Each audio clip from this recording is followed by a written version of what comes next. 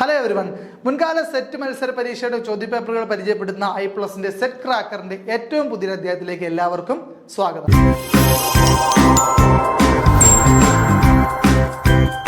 നമ്മൾ ഇന്ന് ചർച്ച ചെയ്തുകൊണ്ടിരുന്ന ക്വസ്റ്റ്യൻ പേപ്പറിന്റെ ബാലൻസ് ക്വസ്റ്റ്യൻ ആണ് നോക്കാൻ പോകുന്നത്. In certain code if airline is not as ENILRIA7 then railway will be noted as. ഇപ്പൊ നോക്കിയേ, എയർലൈനെയാണ് ഇങ്ങനെ കോഡ് ചെയ്തേക്കുന്നത്. ഇവിടെ തിരിച്ചു വായിച്ചു നോക്കിയേ, AIRLINE. സോ തിരിച്ചെഴുതിയാൽ മതി ലെറ്റേഴ്സ്. ഇനി ആ 7 എന്താ? ഇവിടുത്തെ എത്ര ലെറ്റർ ഉണ്ട്? 1 2 3 4 5 6 7 അല്ലെ? ഇവിടെ 7 ലെറ്റേഴ്സ് ഉണ്ട്. സോ നമ്മളിവിടെ ലെറ്റേഴ്സിന്റെ എണ്ണമാണ് അവസാനം കൊടുത്തിരിക്കുന്നത്. സോ ഇവിടെ എന്താ? റെയിൽവേ തിരിച്ചിടുക, റെയിൽവേയിൽ എത്ര ലെറ്റർ ഉണ്ടോ അത് കൊടുക്കുക അവസാനം. അപ്പൊ 1 2 3 4 5 6 7 ലെറ്റർ അല്ലേ ഇവിടെ റെയിൽവേക്കുള്ളത്? റെയിൽവേക്കുള്ളത് 7 ലെറ്റർ ആണ്. ഈ 7 ലെറ്ററിന്റെ അകത്ത് റെയിൽവേ തിരിച്ചിട്ട് എന്താവും? YAWLIAR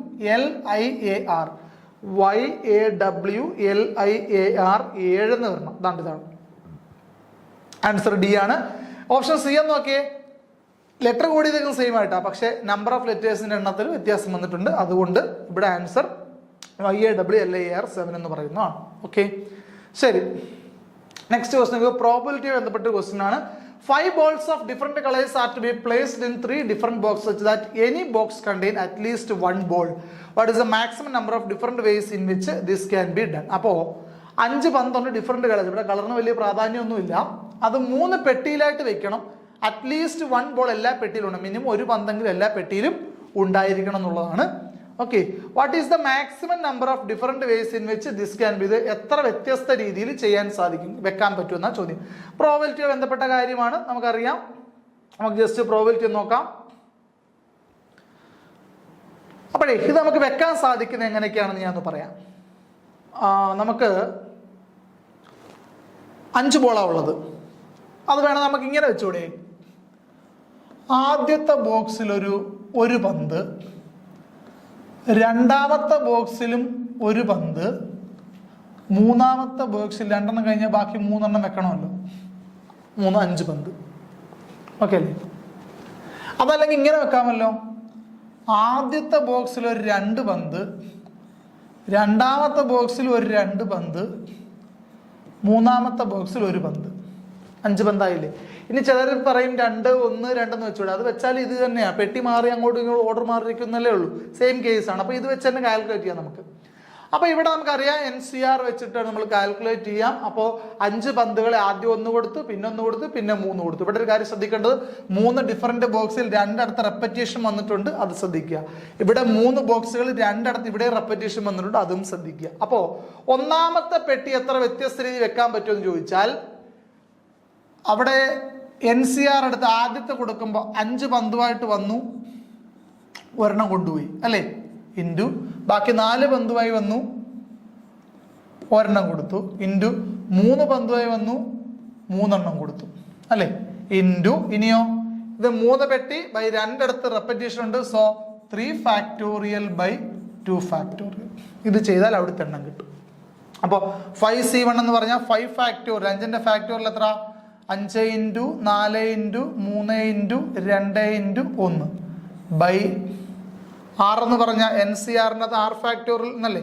അപ്പോൾ 1 ഫാക്ടോറിയൽ ഇൻറ്റു 5 1 പോയാൽ 4 ഇൻറ്റു 3 4ന്റെ ഫാക്ടോറിയലാണ് 2 ഇൻറ്റു 1. അപ്പോൾ അതാണ്ട് ഇത്രയും സാധനം വെട്ടിപ്പോയി, ഇതാ ഇവിടെയും വെട്ടിപ്പോയി. അപ്പോൾ 5/1 ഇവിടെ 5 എന്ന് കിട്ടും. ഓക്കെ, നമുക്ക് അവിടെ ഇരിക്കട്ടെ. 3 മേളിൽ 3 ഫാക്ടോറിയൽ 3 ഇൻറ്റു 2 ഇൻറ്റു 1 ബൈ 6 എന്ന് പറയുന്നത് 3 ഫാക്ടോറിയലാണ്. 3 ഇൻറ്റു 2 ഇൻറ്റു 1 ഇൻറ്റു 3 - 3 0 ഫാക്ടോറിയൽ. അതിനെ മൈൻഡ് ചെയ്യേണ്ട ആവശ്യമില്ലല്ലോ. അപ്പോൾ അടുത്ത സ്റ്റെപ്പ് എടുക്കുമ്പോൾ എന്ത് വരും? നമുക്ക് ഇതിൻ്റെ അകത്തുനിന്ന് 3 1 പോയിട്ട് മിച്ചം 1 കിട്ടും. ഇവിടെ എല്ലാം 1 കിട്ടും. ഇൻറ്റു 3 ഫാക്ടോറിയൽ അല്ല, ഇനി 3C3 ഇല്ലേ? സോറി, ഇവിടെ 4C1 ചെയ്തില്ലല്ലോ. ഇങ്ങോട്ട് മാറ്റി ചെയ്യാം, കുഴപ്പമൊന്നുമില്ല. 4 into 3 into 2 into 1 by 1 factorial into 4 - 1 factorial എന്ന് പറഞ്ഞാൽ 3 ഇൻറ്റു 2 ഇൻറ്റു 1. അതെല്ലാം പോയി കഴിഞ്ഞാൽ ഇതാണ്ട് ഇവിടെ 3 3 പോയി കഴിഞ്ഞാൽ മിച്ചം ഇവിടെ 4 ആണുള്ളത്. ഇനി ഇതാണ്ട് ഇതും കൂടെ ഗുണിക്കണം. ഇൻറ്റു 3 ഫാക്ടോറിയൽ ബൈ 2 ഫാക്ടോറിയൽ എന്ന് പറഞ്ഞാൽ ഉത്തരം 1 ആണ്. സോറി 3 ആണ്, അറിയാമല്ലോ. 2 into 1 ആണ് ഇവിടെ 3 കിട്ടി. അപ്പോൾ 5 into 1 5, 5 4 20, 20 into 3 60 എന്ന് കിട്ടും ഇവിടെ ആൻസർ. ഓക്കെ, 5 ഇവിടെ 3 into 3, സോറി ഇവിടുത്തെ എല്ലാവരും ക്യാൻസൽ ആയിപ്പോയില്ലേ, ക്യാൻസൽ ആയിപ്പോയി. 5 into 1 5 into 4 20, 20 into 3 60, ഇവിടെ 60. ആദ്യത്തെ പെട്ടി നമുക്ക് 60 വ്യത്യസ്ത രീതിയിൽ വെക്കാം.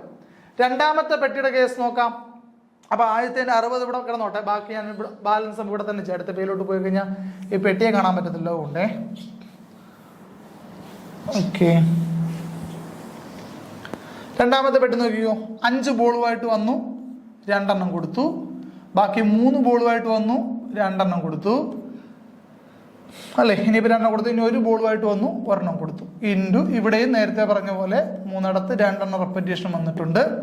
So 5 factorial 5 into 4 into 3 into 2 into 1 by 2 into 1 into 5 2 3 ആണ്, 3 into 2 into 1, 3 factorial ആണ്. 3 3 2 2 1 1, താണ്ട് 4 താണ്ട് ഇവിടെ ഒരു 2 വരും. അപ്പോൾ 5 into 2 ഇവിടെ 10 എന്ന് വരും. ഞാൻ ഇങ്ങോട്ടൊന്ന് തെറ്റിപ്പോയിരിക്കാൻ വേണ്ടി ഇങ്ങോട്ടൊന്ന് എഴുതി വെക്കുകയാണെ 10 ഇൻറ്റു അടുത്ത 3C2 അല്ലേ, 3 factorial 3 into 2 into 1 by 2 into 1 2 factorial into 3 2 പോയി 1 ആണ് 1 factorial. ഓക്കെ, അപ്പോൾ ഇവിടെ 2 പോയി ഇവിടെ 1 വരും, സോറി 3 വരും, 3 തന്നെ വരും. ഇൻറ്റു 1C1 നമ്മൾ ചെയ്യേണ്ട ആവശ്യമുണ്ടോ, 1 factorial ബൈ ചെയ്യേണ്ട ആവശ്യമില്ലല്ലോ, അവിടെ 1 ആണ്. Into 3 into 2 into 1 by 3 into 2 into 1 2 പോയി ബാക്കി 3 വരും. അപ്പോൾ 10 into 3 30, 30 into 3 90, ഇവിടെ എത്ര വരും, 90. ഇവിടെ 10 ഉണ്ട്, നേരത്തെ നമ്മൾ എഴുതി വെച്ചിട്ടുണ്ട്. ഇവിടെ 3 ഉണ്ട്, 10 3 30, ഇവിടെ എത്ര ഉണ്ട് 3, 30 into 3 90. സോ 90 + 60 എന്ത് വരും, 90 60 150. ഇവിടുത്തെ ആൻസർ എന്താണ്, 150 ആണ്. ഓക്കെ, നമുക്ക് നോക്കാം. ആൻസർ 150 ആണ്. ഓക്കെ, അടുത്ത നോക്കോളൂ. Astronomers have made a puzzling discovery detecting a rare and incredibly high energy particle named Dash falling to Earth, named after the Japanese sun goddess, is causing confusion as it appears to originate from an apparently empty region of space. അതായത് താരതമ്യേന ഒരു ശൂന്യമായ സ്ഥലത്തു നിന്നും emerge ചെയ്യുന്ന രീതിയിൽ ഒരു പാർട്ടിക്കിളിനെ ശാസ്ത്രലോകം കണ്ടുപിടിച്ചു. അത് ഒരു ഹൈ എനർജി പാർട്ടിക്കിളാണ്. അതിന് പേര് കൊടുത്തിരിക്കുന്ന ഒരു ജാപ്പനീസ് സൂര്യദേവന്റെ പേരാണ് കൊടുത്തിരിക്കുന്നത്. ആ പേര് അറിയാവുന്ന ഒരാൾക്ക് ഇതിന്റെ ആൻസർ ഡയറക്റ്റ് എഴുതാം, അല്ലേ. അപ്പോൾ അങ്ങനെയാണെങ്കിൽ അതിന്റെ പേരെന്താണെന്നുള്ളതാണ് ചോദ്യം. അതിന്റെ ഓപ്ഷൻസ് ആയിട്ട് വന്നിരിക്കുന്നത് അമാത്തരാസു, ക്രാബ് നെബുല, പൾസേഴ്സ്, മ്യൂൺ. ഇതൊക്കെ സ്പേസുമായി റിലേറ്റഡ് ടേംസ് ആണ് കേട്ടോ. ഈ പൾസറും ക്രാബ് നെബുലയൊക്കെ നമുക്കെല്ലാം സെർച്ച് ചെയ്ത് നോക്കി കാണാം. ഇതെല്ലാം ഓരോ ടൈപ്പ് എന്താണ്, പിന്നെ മിൽക്കി വേയിൽ ഓരോ ടൈപ്പ് കാര്യങ്ങളാണ്. അപ്പോൾ നമുക്ക് സെർച്ച് ചെയ്ത് കാണാൻ പറ്റുന്ന കാര്യങ്ങളാണ്. ഇതിൽ ഏതാണ് നമ്മുടെ ഓപ്ഷൻസ് എന്നുള്ളതാണ് ചോദ്യം. ഇതിന് ഉത്തരം അമാത്തരാസു ആണ് കേട്ടോ. അപ്പോൾ നോക്കിയേ, Amaterasu particle was detected in 2021 and later identified in 2022. 2021 തന്നെ ഡിറ്റക്ട് ചെയ്തതാണ്, കൃത്യമായി തിരിച്ചറിഞ്ഞ് 2023. Okay, energy of Amaterasu particle is 240 exa electron volt. Exa electron volt എന്ന് പറയുന്നത് ഇലക്ട്രോൺ വോൾട്ടിന്റെ ചാർജിന്റെ ഒരു യൂണിറ്റ് ആണ് കേട്ടോ, അല്ലെങ്കിൽ അതിന്റെ എനർജിയുടെ യൂണിറ്റ് ആണ്. സോറി, ചാർജിന്റെ അല്ല, എനർജിയുടെ യൂണിറ്റ് ആണ്. അപ്പൊ 240 എക്സാ ഇലക്ട്രോൺ വോൾട്ട് ആണ് അമാത്തരാസു പാർട്ടിക്കിളിന്റെ എന്ത് എനർജി എന്ന് പറയുന്നത്. It is appearing to be emerge from a empty space in the Milky Way. നമ്മുടെ ക്ഷീരപഥം, നമ്മുടെ സോളാർ സിസ്റ്റം ഒക്കെ ഉൾപ്പെടുന്ന ഒരു എന്താണ് ക്ഷീരപഥം എന്ന് പറയുന്ന നമ്മുടെ ഈ എന്താണ് സോളാർ സിസ്റ്റം ഇൻക്ലൂഡ് ചെയ്യുന്ന ഗാലക്സി ഉണ്ടല്ലോ, അതിന്റെ പേരാണ് എന്ത്, മിൽക്കി വേ അല്ലെങ്കിൽ ക്ഷീരപഥം എന്ന് പറയുന്നത്. അതിന്റെ അതിൽ നിന്ന് എമർജ് ചെയ്യുന്ന അല്ലെങ്കിൽ അതിലൊരു എംപ്റ്റി സ്പേസ്, ഒരു ഒഴിഞ്ഞ സ്ഥലത്ത് നിന്ന്, ഒരു എംപ്റ്റി ശൂന്യമായ സ്ഥലത്ത് നിന്നും എമർജ് ചെയ്യുന്ന തരത്തിലാണ് ഇതിനെ കാണപ്പെട്ടിട്ടുള്ളത്, അല്ലേ. Previously report high energy particles, ഇതിന് മുൻപ് ഇങ്ങനെ റിപ്പോർട്ട് ചെയ്യപ്പെട്ടുള്ള ഹൈ എനർജി പാർട്ടിക്കിൾസ് ആണ്. ഒന്ന് 320 എക്സാ ഇലക്ട്രോൺ വോൾട്ട് പാർട്ടിക്കിൾ ഇൻ 1991. അതിന്റെ പേരാണ് ഓ മൈ ഗോഡ് പാർട്ടിക്കിൾ കേട്ടോ. അത് 320 എക്സാ ഇലക്ട്രോൺ വോൾട്ട് ആണ്, അത് വലിയ എനർജിയാണ് ഇതിനേക്കാൾ. 213 എക്സാ ഇലക്ട്രോൺ വോൾട്ട് പാർട്ടിക്കിൾ ഇൻ 1990, 1993 ഒരു 213 എക്സാ ഇലക്ട്രോൺ വോൾട്ട് ഉള്ള ഒരു ഹൈ എനർജി പാർട്ടിക്കിളിനെ കണ്ടെത്തിയിട്ടുണ്ട്. 280 exa electron volt particle in 2001. 2001 ഒരു 280 എക്സാ ഇലക്ട്രോൺ വോൾട്ട് ഉള്ള ഒരു പാർട്ടിക്കിളിനെ കണ്ടെത്തിയിട്ടുണ്ട്. Amaterasu is the third most powerful energy particle discovered. ഇതുവരെ കണ്ടെത്തിയിട്ടുള്ളതിൽ ഏറ്റവും എനർജി കൂടിയ മൂന്നാമത്തെ പാർട്ടിക്കിളാണ്, അല്ലെങ്കിൽ അതിൻ്റെ അതിൻ്റെ ഓർഡർ നോക്കുവാണെങ്കിൽ 3ാം സ്ഥാനമാണ് അമാറ്ററാസിനുള്ളത്. നോക്കൂ, 320 ഉള്ള ഓമൈഗോഡ് പാർട്ടിക്കിൾ ഇതുവരെ കണ്ടിട്ടുള്ളതിൽ വെച്ച് ഏറ്റവും കൂടുതൽ എനർജിയുള്ള high energy particle. Then second place വരുന്ന ഈ 280 എക്സാ ഇലക്ട്രോൺ വോൾട്ട് പാർട്ടിക്കിൾ 2001 കണ്ടുപിടിച്ചതാണ്. ദെൻ അത് കഴിഞ്ഞിട്ട് അമാറ്ററാസു വരുന്നു. ദെൻ ആണ് ഈ 213 ഇതിന്റെ ചാർജ് എത്ര പറഞ്ഞു, 240 അല്ലേ പറഞ്ഞു, 240 എക്സാ ഇലക്ട്രോൺ വോൾട്ട് ആണ്. അപ്പോൾ അത് ഇയാളുടെ മേളിൽ വരും. സോ അതുകൊണ്ട് ഇതുവരെ കണ്ടെത്തിയിട്ടുള്ളതിൽ തേർഡ് സ്ഥാനമാണ് ആർക്ക്, അമാറ്ററാസിനുള്ളത്. 2023 റെക്കഗ്നൈസ് ചെയ്യുന്നുള്ളത് കൊണ്ടാണ് കറണ്ട് അഫയേഴ്സിന്റെ കറണ്ട് അഫയേഴ്സിന്റെ ടോപ്പിക്കിൽ പ്രാധാന്യമുള്ളൊരു ടോപ്പിക്കായിട്ട് കയറി വന്നത് അതുകൊണ്ടാണ്. ഓക്കെ, ശരി, next question നോക്കോളൂ. The 3 cities in India which have joined the UNESCO Global Network of Learning Cities in 2022. അതായത് യുനെസ്കോയുടെ global network of learning cities 2022 പ്രകാരം ഈ പറയുന്ന താഴെ നിന്നിരിക്കുന്ന ഏതൊക്കെ 3 ഇന്ത്യൻ സിറ്റീസ് യുനെസ്കോയുടെ ഈ ലിസ്റ്റിൽ കയറിയിട്ടുണ്ട്, അത് ഏതൊക്കെയാണെന്നാണ് നമ്മളോട് കണ്ടുപിടിക്കാൻ പറഞ്ഞിരിക്കുന്നത്. ഓപ്ഷൻസ് നോക്കൂ: തൃശ്ശൂർ, വാറങ്കൽ, രാമപ്പ, നിലമ്പൂർ. ഓക്കെ, അപ്പൊ ഈ 4 സിറ്റീസ് വന്നിട്ടുണ്ട്. ഇതിനൊന്ന് ചൂസ് ചെയ്യണം. 1, 2 and 3, 1, 3 and 4, 1, 2 and 4, 2, 3 and 4. ഇതിനകത്ത് ഉത്തരമായി വരുന്നത് 1, 2 and 3 ആണ്. തൃശ്ശൂർ, നിലമ്പൂർ, വാറങ്കലാണ് കേട്ടോ. തൃശ്ശൂർ, നിലമ്പൂർ, വാറങ്കൽ.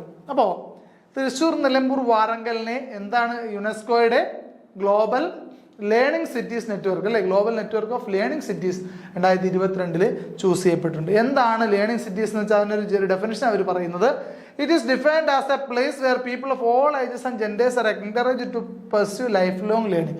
അതായത് ഏത് ലിംഗം അല്ലെങ്കിൽ ഏത് പ്രായം ആയിക്കോട്ടെ, ഇവിടെയുള്ള ആൾക്കാരെ ജീവിതാവസാനം വരെ ലേൺ ചെയ്യാൻ ആവശ്യമുള്ളവരെ എൻകറേജ് ചെയ്യുന്നു എന്നൊരു ലേബൽ കിട്ടിയാൽ ആ സ്ഥലത്തിനെയാണ് ഗ്ലോബൽ നെറ്റ്വർക്ക് ഓഫ് ലേണിംഗ് സിറ്റീസിലേക്ക് യുനെസ്കോ കൺസിഡർ ചെയ്യുന്നു. ഓക്കെ, അപ്പോൾ അങ്ങനെ ആ ഒരു പദവി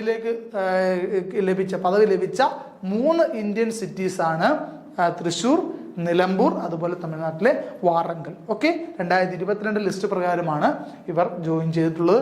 2023 ഇന്ത്യ എന്നുള്ള സിറ്റീസ് ഒന്നുമില്ല.